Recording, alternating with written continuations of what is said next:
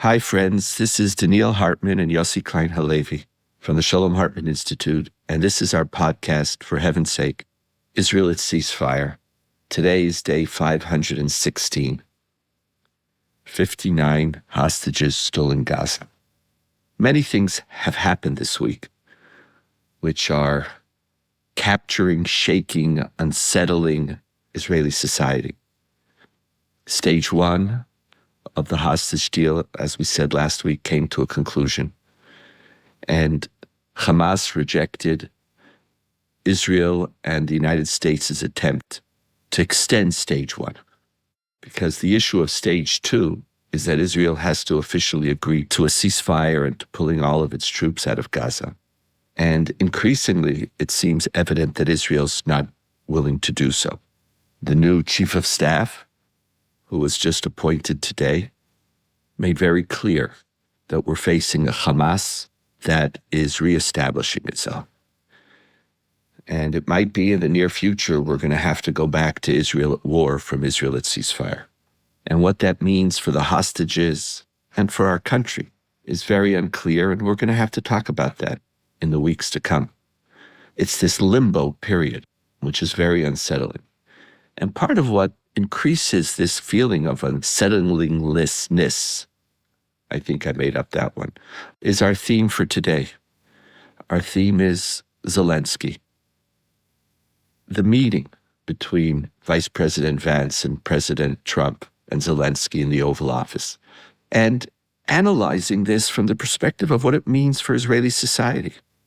Our mandate is not global political analysis, but rather to understand how these events are influencing our future and the way we understand our role and what we need to do in the world and for ourselves. And this meeting followed a series of events, starting with President Trump's declaration that Ukraine attacked Russia, and Israel, unlike other European countries, we had no voice, and our lack of voice was accentuated when we joined Russia, China, and North Korea in our refusal to vote in condemnation, or even in recognition, condemnation of Russia's invasion of the Ukraine. We're living in another world. We're living in Trump's shadow. And what does that mean for us? That's our theme for today. The meeting with Zelenskyy is just the focal point, and talked about in Israel. It was a major source of discussion and concern, because in many ways, where Zelenskyy goes Israel. It's like, are we parallel, are we not? And so, Yossi, let's try to understand, how do you understand this? What does it mean for us?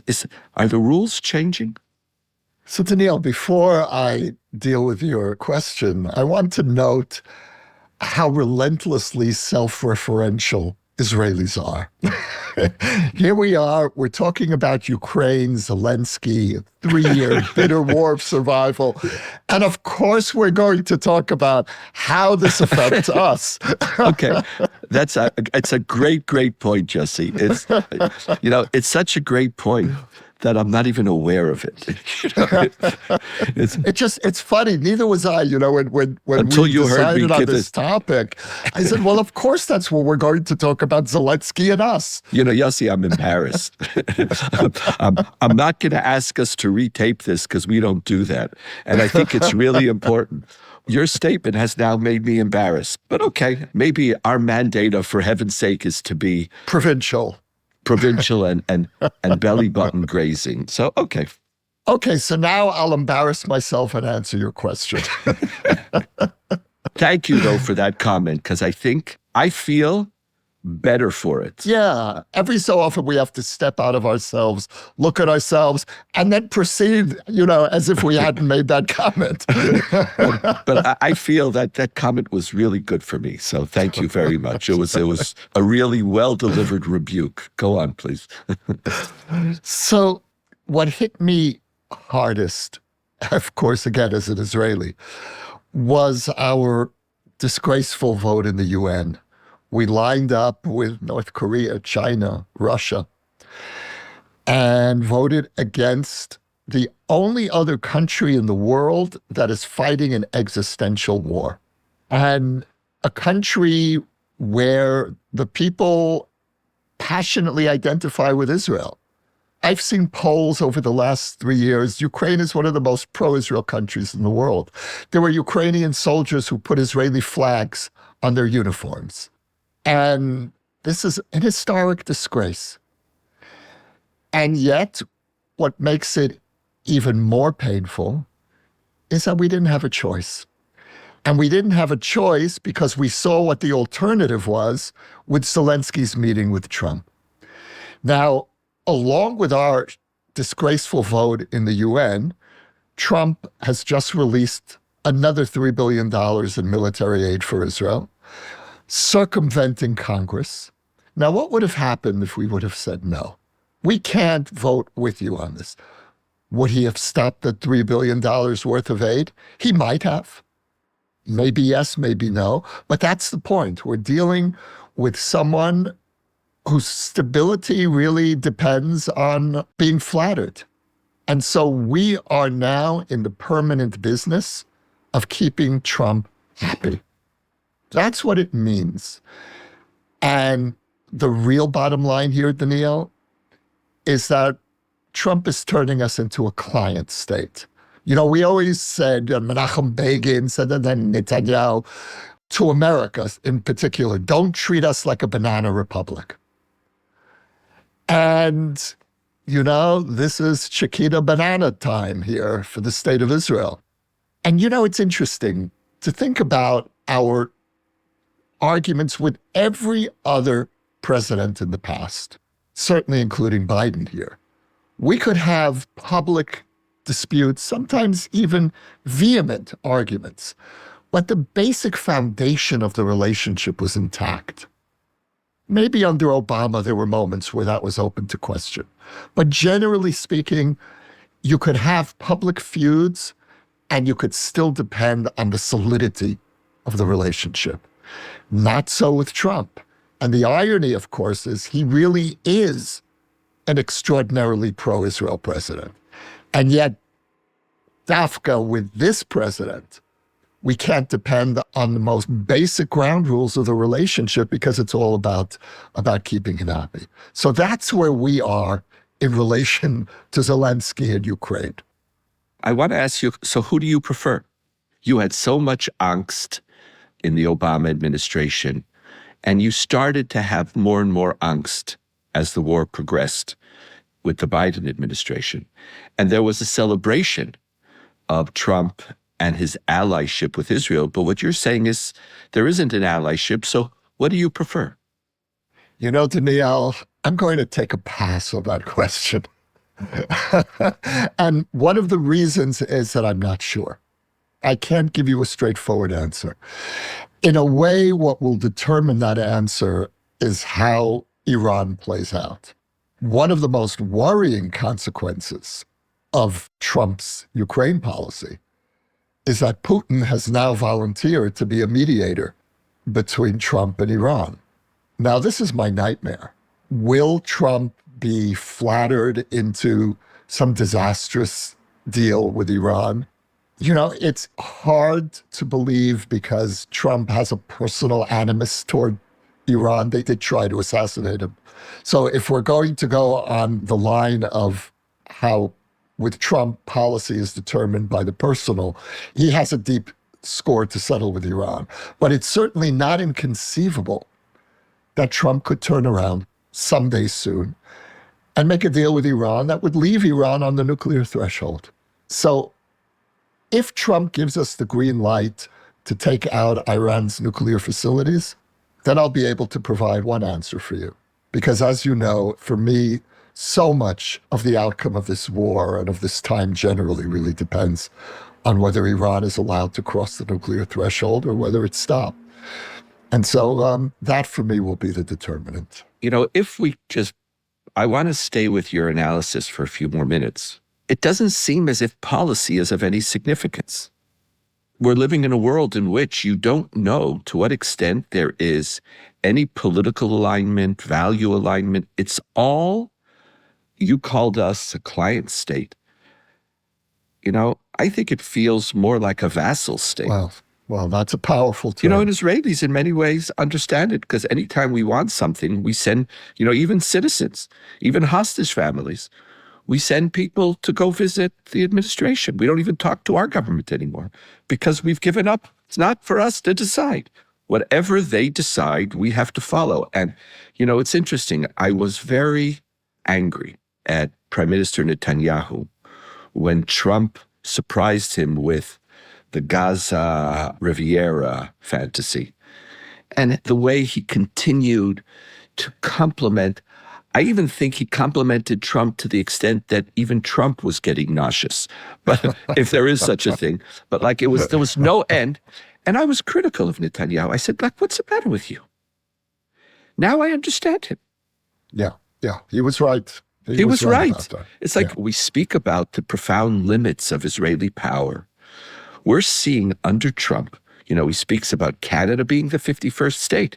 Canada can't be the 51st state because Israel's already the 51st state.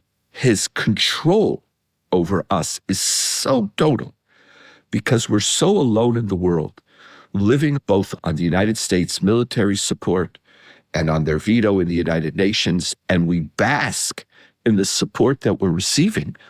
But it comes with total subjugation, complete and total subjugation. As I always say, we have to know the limits of our power. I think Netanyahu deserves a lot of credit because it's not in his natural state of being. It's not in a natural state of being for Zionists to act this way. But he read the map. I'm sure Zelensky's aides are upset that he didn't call Netanyahu to get instructions because Zelensky couldn't do that. It's scary, isn't it, Yossi? It's very upsetting. It is scary. And, I'm thinking about the vision of the founders of Zionism, Herzl and Ben-Gurion, Jabotinsky, and their vision, the classical Zionist vision of Jewish statehood, was independence coupled with interdependence, which meant not a defiant isolationist sovereignty on the one hand, and not vassalhood on the other. And yet those seem to be the only two alternatives that we've managed to work out in these last 80 years. And both of those options feel to me a distortion of what the founders of Zionism hoped for. Hope to create. It's a strange time to be in. There's another dimension. When I was listening to Zelensky try to teach Trump the facts of the war, of his war, it reminded me of so many Jews trying to convince people of the facts of our war and how nobody picks their opinions on the basis of facts. They choose the facts that mirror their opinions. And there was something tragic. You even have a debate as to who started the war. Right. Really? We know that one. We know that one. Yeah. So in this case, the Trump administration agrees with us, but like this, but for the grace of God, for something, the factual debate. And I saw Zelensky, and he reminded me of so many Jews who are saying, don't you know we offered peace and they said no? Don't you remember? They started October 7th. And we were attacked in 1948 and we accepted partition. And if you're against Israel, it doesn't matter. It just doesn't matter. So you saw, now here, this is our ally, but it's the same story all over. Yes. And as you're holding on to your truth in the face of power, truth doesn't matter. Just doesn't matter. It's interesting, Donniel. It's a great point, because thinking about Zelensky pleading his case on the basis of recent history that we all saw now, and yet being completely dismissed. But wait a minute, don't you understand? This is what happened. and so here we are. We're in exactly the same place, not with Trump, but with much of the left. And it's maddening. It's maddening. And so part of me, I was crying as I'm hearing him, he didn't understand. And it goes also to the first point that you were making, that the affinity of Ukraine with Israel, we're not just the two countries who are fighting an existential war. We're also two countries fighting a just war. There is a clear aggressor, and I'm not whitewashing all of Israel's responsibilities, and I'm not claiming that everything we did in the war was just. But it is a just war. If there ever was a just war, this is as just a war as you're ever going to find. And I think part of that affinity was there's a moral conviction in the righteousness of your cause. And Zelenskyy, that's part of the way he speaks. Now, he benefited from the fact that nobody was questioning the righteousness of his cause. He was fighting the evil Russia. And he has been walking around, and he needed the support of the whole Western world. And the way he articulated his war was the war of the forces of good against the forces of evil. And that he is the tip of the spear defending the West because they're going to come for you. And when he said that to Trump and Vance, it blew up. Like, what? You're trying, he tried to moralize. Are you threatening me, Mr. Zelenskyy? You're threatening me? What was really threatening was the fact that he was trying to portray his war in moral categories. Right. That was what's really threatening. Are you on the side of the good? And he tried to teach morality to President Trump and Vice President Vance. And how dare you speak and try to articulate your cause to the American people? I don't want a moral conversation. And that leads to a second deep consequence for Israeli society. I asked you, who do you prefer, Biden or Trump? And you said you'll have to see. I also know very soon you're going to be in Vancouver for a little while. You have to be very careful being pro-Trump in Vancouver. It could be dangerous. But we're living in a world now where we are shaped by the Trump administration's moral universe or lack of a moral universe. It's all a deal. Yeah. It's all self-interest. There is no fact. There is no good. Those aren't categories. It's make America great again, whatever it might mean. And again, I'm not getting into, it's not our issue to decide who's a good president for the United States or not. We might have our opinions, but that's not our mandate. But, and I know that aggravates many of our people. But starting with the transfer plan, which Israelis still embrace. Yeah. Still, we're living in his world, and he's holding on to it. Same thing with Zelenskyy and Ukraine. And so basically, whatever we decide, our facts don't matter. Our moral positions don't matter. And I didn't vote for Trump. But he is shaping Israeli, not just political discourse, Israeli moral discourse, the soul of the country. And this is not a simple thing, Yossi. No, and I would have been much happier had there been more expressions of unease among Israelis with the UN vote. Right. And I understand the necessity of, let's call it appeasement. It is appeasement.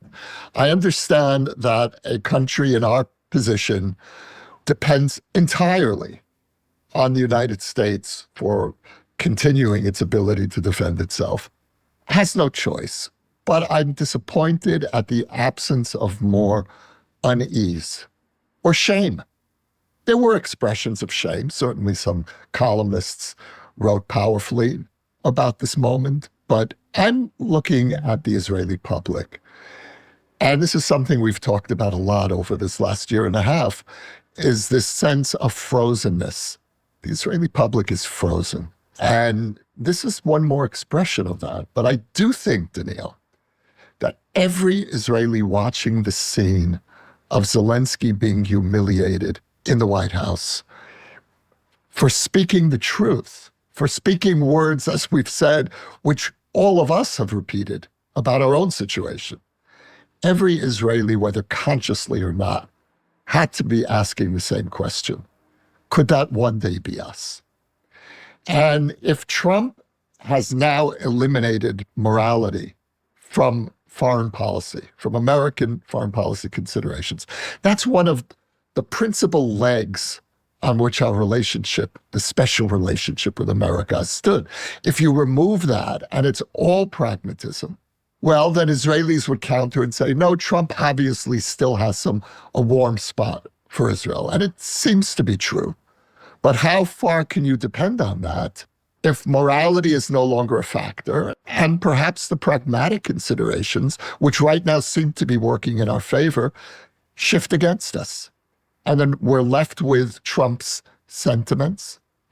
So the fear that I have is that the basis for the relationship has become very thin in the last couple of weeks. Which is very different than what most, I'm traveling now around the United States.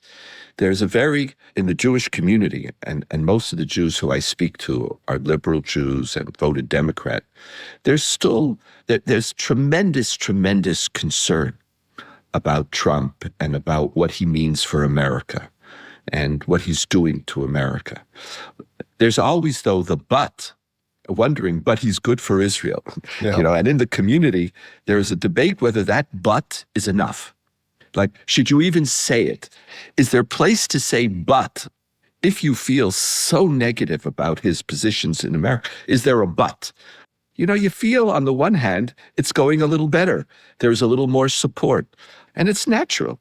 In the Maslow hierarchy, the basic security we feel feels a little better. But what you're saying, and we're both saying, is that it is so thin because it's not a security of shared values or shared interest. It just, at this moment, what is it that President Trump has decided is what he wants right now? So, for example, if he travels to the Middle East and goes to Saudi Arabia and decides that he now wants to make the Saudi deal and he wants to extend the Abraham Accords.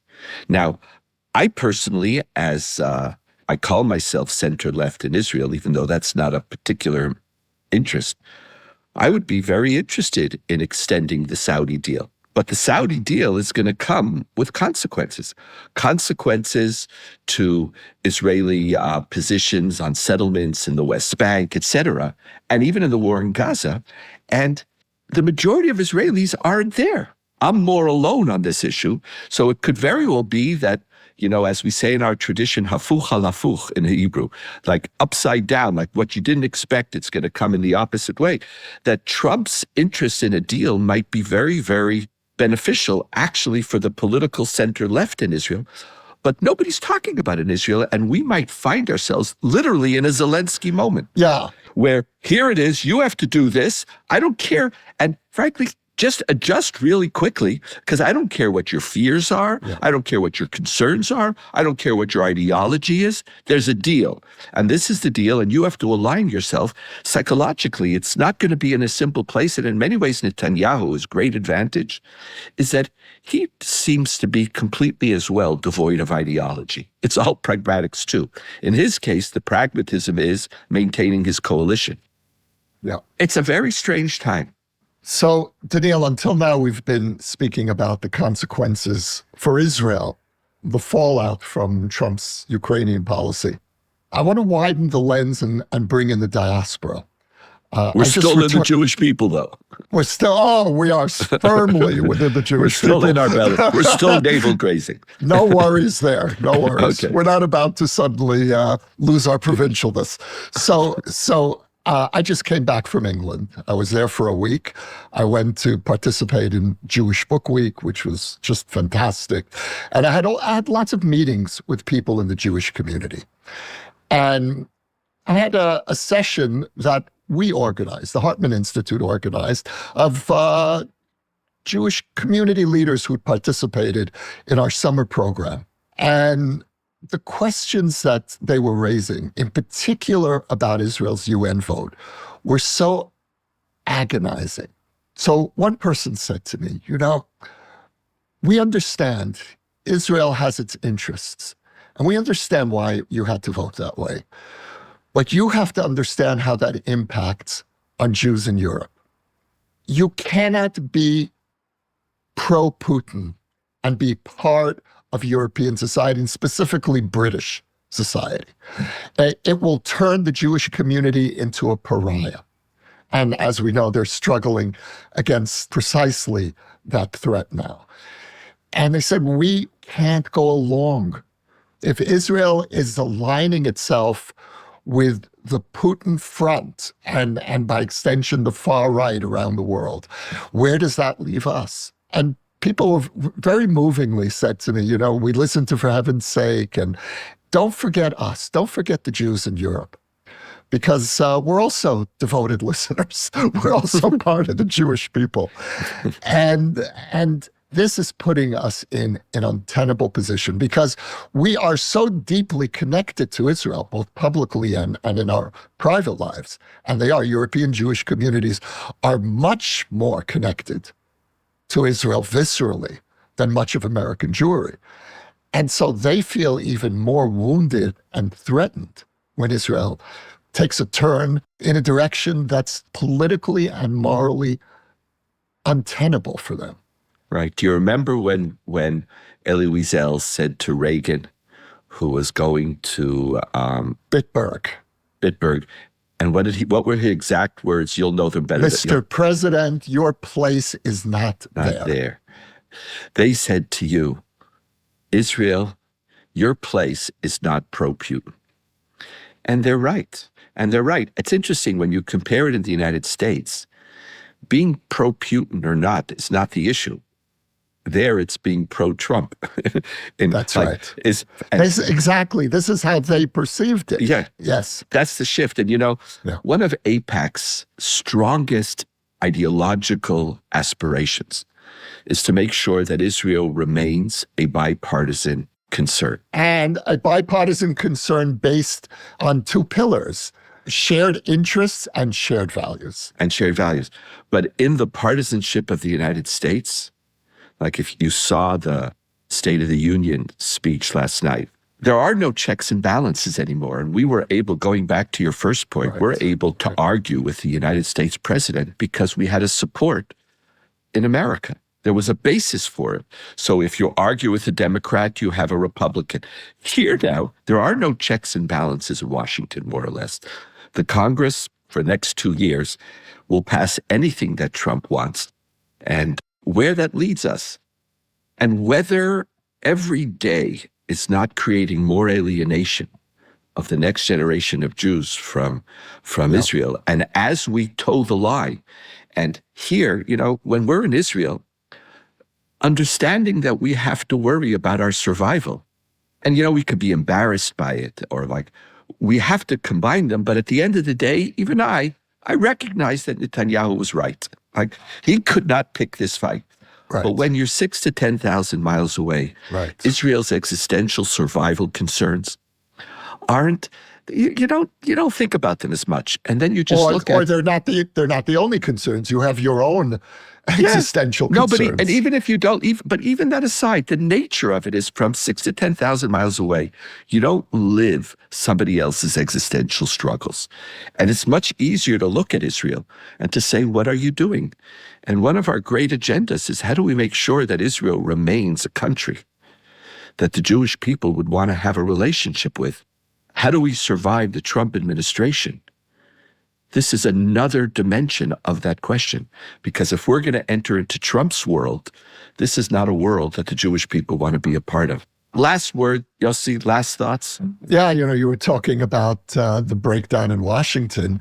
The premise of a special relationship based largely on shared values was that Democrats and Republicans had shared values. They no longer have shared values. And so where does that leave us in this relationship? And by extension, as you just pointed out, where does that leave Israel and the liberal diaspora? What is the future of our shared values? These are the issues. Zelenskyy didn't know it, but these were the issues that his meeting with Trump were actually raising. And maybe to do a little tikkun, a little tshuva at the end. I can't imagine what Ukraine citizens are feeling. Yeah. You have the support of Europe, but could you trust that? Could you trust European commitment to hard power? You were attacked, you were invaded with unbelievable courage. beyond what anybody could imagine, and a willingness to sacrifice. Yeah. You're defending your country, and people of decency around the world said, I'm with you.